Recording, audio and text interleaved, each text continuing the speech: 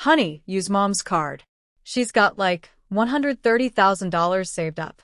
I heard my son Edward's voice from the living room, and it felt like the floor was opening up under my feet. I was in the kitchen preparing lunch, my hands covered in flour, when those words cut through the wall and hit me in the chest like a closed fist. I couldn't believe what I had just heard. My own son, the child I carried for 9 months, the one I nursed and raised alone after his father left us, was handing my bank card over to Grace, his wife, as if it were his. As if that $130,000, which cost me 40 years of work, of ruined knees from scrubbing other people's floors, of tired eyes from sewing until dawn, belonged to him. I dropped the rolling pin on the counter and stood there paralyzed, my heart beating so hard I could hear it in my ears. "Are you sure, sweetie? She won't get mad?" Grace asked in that sweet voice she used when she wanted something. A voice I knew all too well after 15 years of watching her manipulate my son. "My mom won't say a thing. She lives here for free, eats our food, uses our utilities. It's the least she can do. Help us out a little. Besides, she's old now. What does she need all that money saved for? We have expenses. We have a life ahead of us," Edward replied. And every word was like a knife twisting in my back. I stood there staring at the dough on the counter, feeling the tears welling up. But I held them back. I wasn't going to cry. Not anymore. I had cried enough in this house over the last 20 years, ever since Edward convinced me to sell my little house to help him with the down payment on this property that he now claimed was his alone. Free, he had said. I lived for free in the house I helped buy. I ate for free from the food I cooked every day. I used for free the utilities I paid for with my $500 monthly pension, which I handed over in full every month, not keeping a single cent for myself. I heard Grace's footsteps approaching the door, the jingle of her purse, the car keys. She was heading to the mall with my card in her hand with the pin Edward had given her with access to every dollar I had ever swat for. "I'm off to the mall, Josephine. Need anything?" she yelled from the living room with that fake kindness she used in front of Edward as if we were friends, as if she hadn't taken my son from me piece by piece all these years. "No, dear." "Thank you," I replied with the firmest voice I could manage without turning around, without letting her see my face. I heard the door close, the car engine start, the sound fading down the street. I sat down in a kitchen chair and looked at my hands. 68-year-old hands full of wrinkles and spots. Hands that had worked without rest since I was 14. I remembered every single one of those $130,000. Every bill had a story, a sacrifice, a surrender. The first $10,000 I saved working as a seamstress in a workshop where I started at 6 o'clock in the morning and left at 8 at night, 6 days a week. $20 a day that I kept in an envelope under my mattress. It took me 3 years to save that first $10,000 eating rice and beans almost every day without buying even a new pair of shoes. Another $20,000 came from the extra cleaning jobs I did on Sundays, the only day I was supposed to rest. Huge houses of rich families who paid me $50 for 8 hours of work. I cleaned 3 houses every Sunday. $150 that I saved completely without spending a dime. The rest came from years and years of having no life of my own, of not buying clothes, not going to the salon, not eating out at restaurants, of saying no to everything that cost money. While other women my age went on trips with their friends or treated themselves, I was counting pennies and putting them in the bank account I opened 30 years ago. And for what? To have my own place someday. A small, modest apartment where no one could tell me I was living for free. Where I could close my door and be the master of my own space, my peace, my life. That was all I wanted. It wasn't much to ask for after 68 years in this world. But now my son, my own son, had just handed over my card as if it were his, as if I didn't exist, as if my life and my effort were worth nothing. Edward walked into the kitchen with his phone in his hand, not even looking at me. He poured himself a glass of water and leaned against the refrigerator. "Is lunch almost ready, Mom? I have a meeting at 3 o'clock and I need to eat quick," he said in that tone he used lately. A tone that wasn't a question, but a command. "Almost," I replied, getting up to continue with the dough, though my legs felt shaky. "Hey, Mom." Grace went to the mall. "We needed a few things for the house," he said without looking up from his phone as if it were the most normal thing in the world. I didn't answer.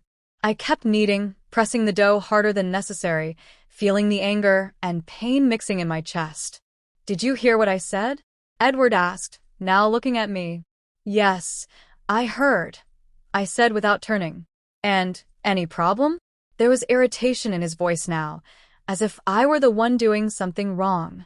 I turned and looked him in the eyes. Those eyes that used to look at me with love, with respect, with admiration. Now all I saw was impatience and annoyance. "Should I have a problem?" I asked, staying calm, even though inside I was a volcano about to erupt. "No, of course not. It's just some things for the house. Besides, Mom, you live here. It's normal for you to help with expenses from time to time," he said, and went back to his phone as if the conversation was over. Help with expenses. He said that as if I didn't give him my entire pension every month. As if I didn't cook, clean, wash, and iron for the whole family without being paid $1. As if I hadn't dedicated the last 20 years of my life to serving them. "I understand, Wall," was all I said, and I returned to my dough. Edward left the kitchen, and I stood there looking out the window at the small garden that I tended myself. The roses I planted, the grass I watered every morning, the tomatoes growing in the corner, all in a house that my son said was his alone. In that moment, I made a decision. I was not going to stand by and watch them steal the only thing I had left. I was not going to let Grace spend in one day what took me 40 years to save. And I was definitely not going to continue living in a house where I was treated like a maid and not a mother. I finished preparing lunch, wiped my hands on my apron, and went straight to my room. I locked the door, took out my old phone, and dialed the bank's number, which I knew by heart. I waited through the rings with a racing heart. "National Bank. Good morning. This is Linda. How can I help you?" A friendly voice answered. "Good morning. I need to block my debit card immediately," I said in a firm voice. "Can you confirm your full name and account number, please?" The operator asked professionally. I gave her all my information, answered the security questions, confirmed my date of birth and my address. Every second that passed, I felt my heart beat faster, as if I were committing a crime when in reality, I was just protecting what was mine. "I understand, Mrs. Josephine. Was there a problem with the card? Did you lose it or was it stolen?" The operator asked. "Let's just say someone has it without my authorization," I replied, choosing my words carefully. "Perfect. I am now blocking the card immediately. From this moment on, no one will be able to make any transactions with it. Would you like us to send a new card to your home address?" Linda from the bank explained. "Yes, please, but don't send it to this address. I'll pick it up in person at the branch next week," I said, thinking fast. I didn't want Edward or Grace to intercept my new card. "No problem, Mrs. Josephine. Your card was blocked at 11:25 in the morning. Is there anything else I can help you with?" the operator asked. "No, that's everything. Thank you very much," I said, and hung up the phone with trembling hands. I sat on the edge of my bed, the twin bed Edward had given me when I moved into this house, telling me the room was small and a larger bed wouldn't fit. I looked around my room, 10 feet by 10 feet, a bed, a small closet, a nightstand. This was my entire space in a 4-bedroom house. Grace had a full walk-in closet for herself, bigger than my entire room. Edward had his private office where no one was allowed to enter. There was a TV room, a formal dining room they only used when guests came over. And I lived in the smallest room, the one that was originally the pantry. But I hadn't complained. I never complained because he was my son, because I loved him, because I thought that one day he would see me as his mother again, and not as a burden. How naive I was. I heard Edward's phone ring in the living room. His voice answering, then silence. Then his voice got louder, more agitated. "What do you mean it's blocked?" "That's impossible. My mom never blocks anything. She doesn't even know how to use those bank things," Edward said, and I could hear the frustration in his tone.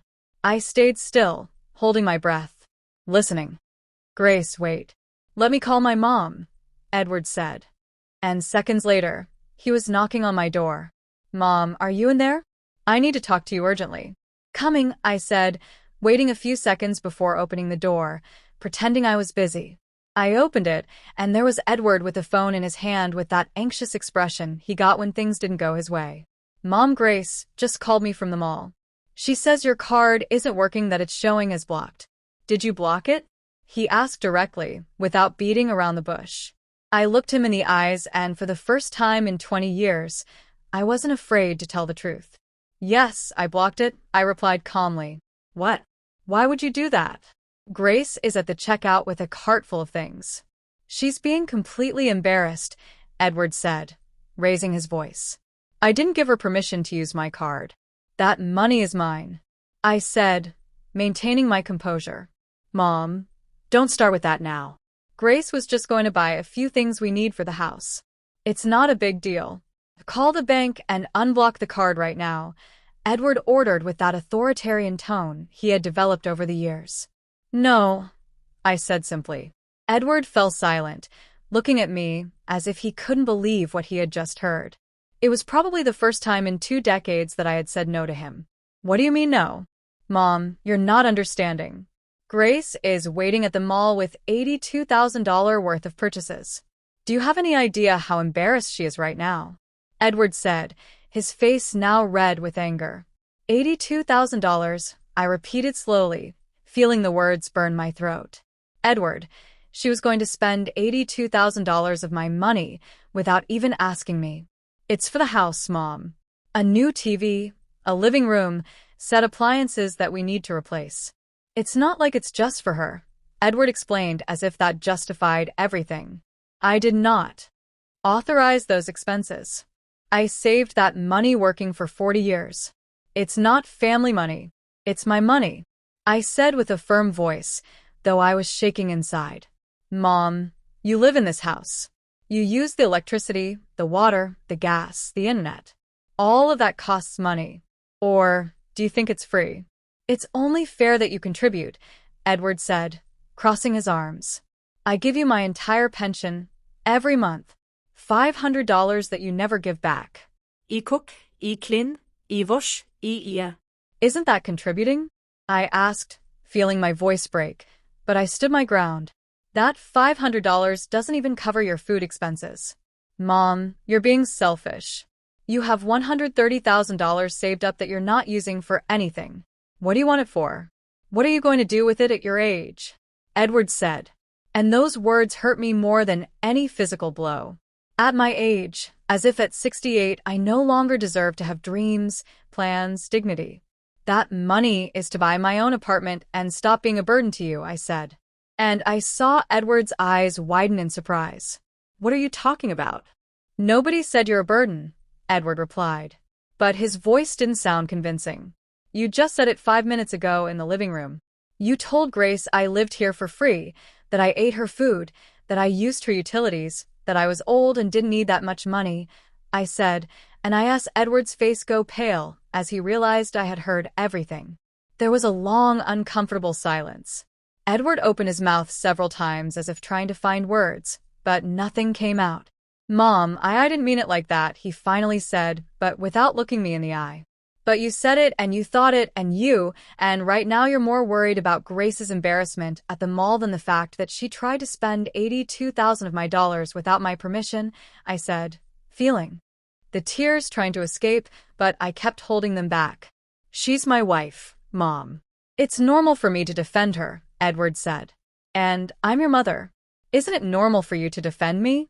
I asked, and the question hung in the air between us like a ghost. Edward fell silent again. He looked at his phone. Then he looked at me. Then he looked back at the phone. I could see the conflict on his face. The battle between his conscience and his loyalty to Grace. "Mom, please just unblock the card for today. Grace is already there. She's already picked everything out. We can't leave her looking like a fool.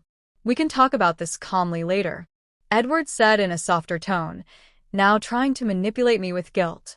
"No, Edward. And tell Grace to come home. The 3 of us need to talk," I said with a firmness I didn't know I had. "Mom, don't make this bigger than it is. Please, Edward pleaded. I didn't do anything. You're the ones who took my card without permission. You're the ones who are planning to spend my money as if it were yours.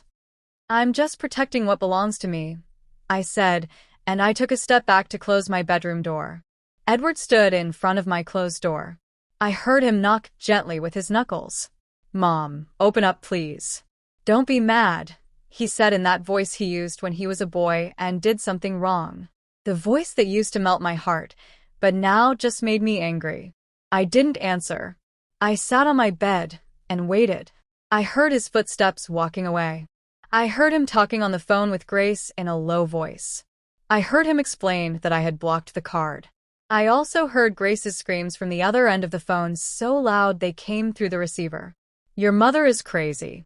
I'm standing here like an idiot in front of all these people. The cashier already called the manager. This is humiliating, Grace screamed. And I didn't feel a single ounce of guilt. Let her feel embarrassed. Let her feel what it's like when someone makes you look bad. I had felt embarrassed for 20 years every time I was introduced as the mom who lives with us at family gatherings. Every time Grace told her friends that I helped around the house, as if I were the maid. Half an hour passed before I heard Grace's car pull up. The door slammed open, so hard it shook the walls. I heard her heels clicking on the hardwood floor, the sound that always announced a storm. Where is your mother? Grace asked in a voice full of venom.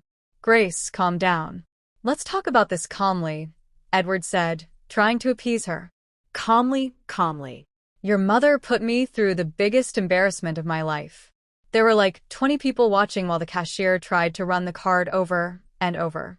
I had to leave everything there and run out. Grace screamed. And I could picture her perfectly with her red face and her hands waving in the air. I know, honey. I know. But she heard what we talked about this morning.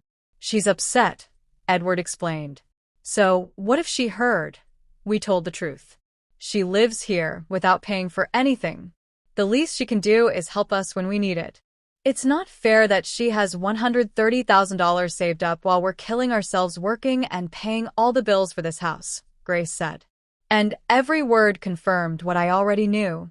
To her, I wasn't a person. I was a source of money. I got up from the bed and opened my bedroom door. I walked towards the living room where they were both standing. Grace looked at me with those eyes full of fury, still holding the empty shopping bags. Josephine, we need to talk seriously, Grace said without even greeting me without a hello or good afternoon. Yes, we need to talk, I replied calmly. And I sat in the armchair that was the only place they allowed me to sit. The large sofa was Grace's exclusive territory. Why did you block your card? Why did you embarrass me like that? Grace attacked immediately. I didn't embarrass you. You brought it on yourself by trying to spend $82,000 of my money without my permission. I replied, looking her directly in the eye. It's not just your money. This is a family. Families share, Grace shouted, taking a step towards me. I am not your family, Grace. I am Edward's mother, and my money is mine. I earned it. I saved it. And I decide what to do with it, I said, keeping my tone calm, even though inside I wanted to scream everything I had held back for 15 years. Mom, please don't be like that. Grace just wanted to buy things we really need for the house. The TV in the living room is 8 years old. The couch is all worn out. The refrigerator is making weird noises. Edward intervened, trying to justify the unjustifiable.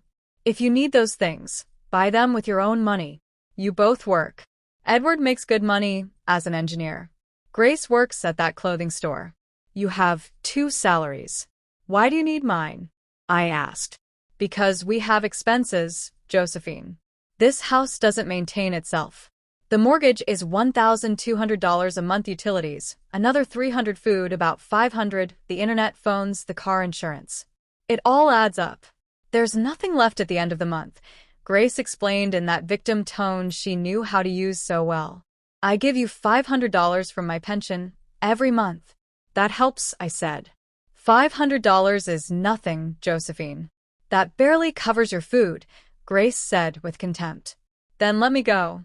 Let me buy my apartment with my money and stop being a burden to you, I said. And I saw Grace and Edward exchange a quick glance, a look I couldn't interpret at the time, but later understood.